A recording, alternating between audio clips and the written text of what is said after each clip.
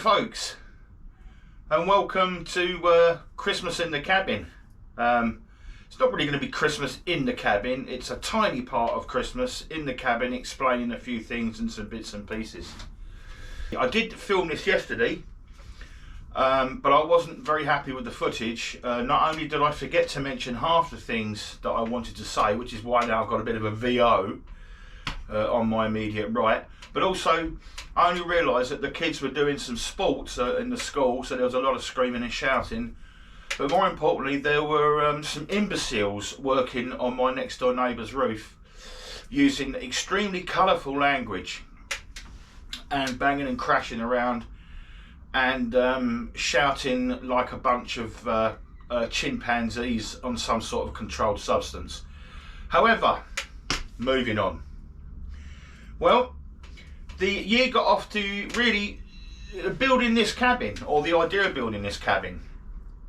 So I remember picking up most of the pallets in January on a very wet day, very wet and cold day, and laying them all out.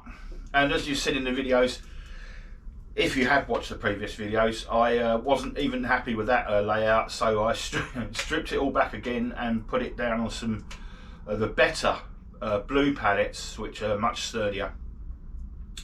And anyway, that took up quite a few months at the beginning of the year, but I'm really pleased with what I've achieved with a lot of reclaimed gear. Again, thanks to Bromley Tom for a lot of the materials, timber wise, and for bringing it all the way down from Bromley, which is fantastic. And to Pastel Shade Dave for helping me fix the roof. The initial roof idea wasn't very sound. This is much more permanent, so thanks to both of them for that.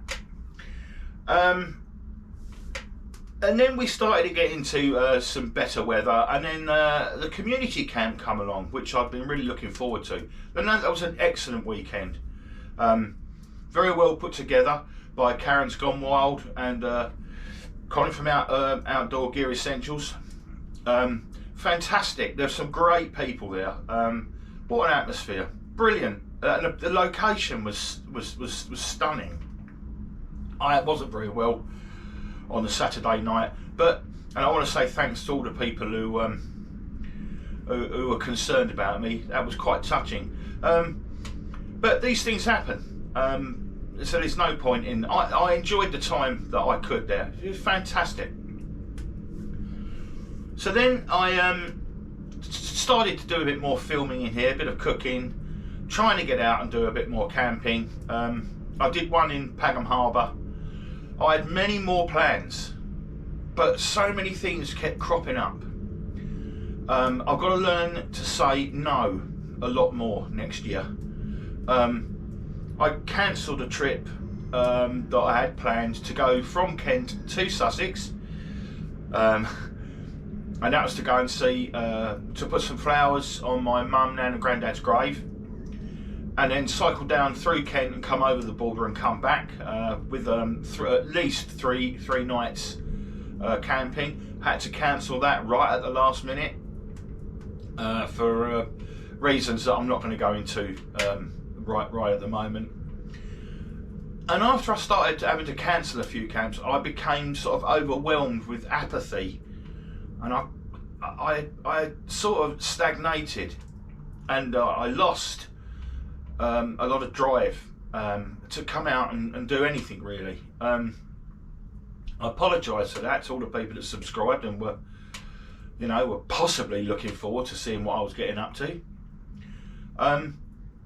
There will be some stuff coming next year. I intend to try and do at least one camp per month. A sort of a look into how things change over the seasons. In this immediate area, other camps as well, if I can get away. A bit more cooking, and a few days out I want to revisit some walks I did that not long after my heart bypass, where I struggled. I did struggle. I want to revisit them and see if I've improved regarding like stamina and fitness. So that may be quite interesting. There were also lots of other projects on the side, like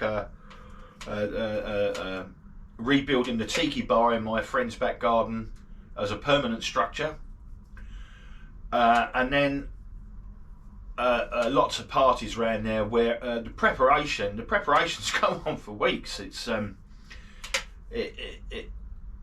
quite a lot to these events, and the more we put in, the more we get out. I mean, regarding the parties, that same group of people have entered this year into the Pagan Pram Race, which I believe is the oldest continually running event of that type in the country.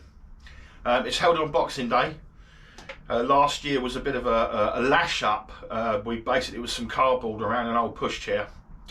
This year we've gone for something a bit more elaborate, but this is why I'm dressed like this. I'm actually building part of it at the moment. This year they've decided to go as the Flintstones, so I'm building the Flintstones car, and then there may be some pictures of that. I may put some pictures up of that at a later date. It's beyond the scope of this channel, but it's quite interesting. But that's what's taken up a little bit of my time at the moment as well. Let's have a quick look at the old notes. That's a box falling on the floor. So, also, I've been doing a lot of work on the other channel. I've been doing a lot of work on solo material, music-wise. I operate under the name Sayflood, which is Anglo-Saxon for incoming tide. And I've been working on a sort of a loose idea called Differences, which are tunes that I've got a lot of time for and I play quite a lot, and I'm doing them in my own way. I'll put a link in the description to one of those, and then you can possibly look at the others on that channel if you want. Now, within the last few weeks, if it wasn't for bad luck, I wouldn't have had any luck at all. I lost a week due to crippling toothache. I got an appointment to the dentist. Because I have a heart condition, he had to start me on antibiotics before anything was done. Then he tried to remove the tooth and the tooth snapped off in the socket. So I've been referred to another dentist, and then I found out from that dentist he has referred me to the hospital.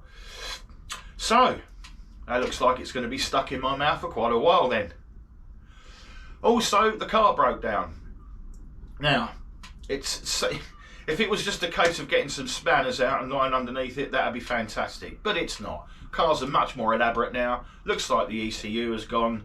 I'm trying to get a hold of a fella who can swing through it and tell me exactly what's wrong.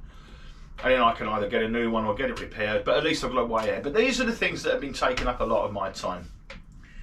So, I'm going to wrap this video up now. And thanks for watching. And I'll tell you what, I wish you all a very, very Merry Christmas and best wishes for the next year.